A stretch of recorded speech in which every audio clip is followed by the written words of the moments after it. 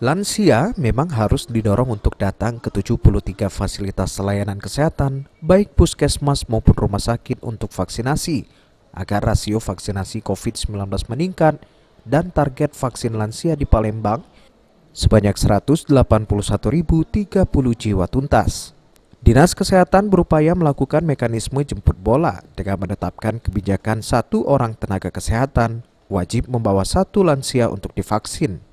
Selain itu, pemerintah Kota Palembang juga telah mewajibkan satu ASN membawa satu lansia. Berbagai perusahaan melalui CSR turut didorong agar secara masif ikut menjemput dan membawa lansia untuk divaksin. Termasuk TNI dan Polri melalui Babinsa dan Babin Kamtibmas juga sudah melakukan jemput bola lansia. Sinergi ini diharapkan akan mempercepat herd immunity dan Palembang kembali ke zona hijau.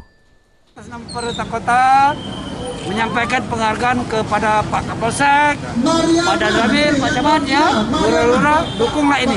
Bersamalah kamu kuat. Insya Allah itu terbebas dari COVID ini. Terima kasih.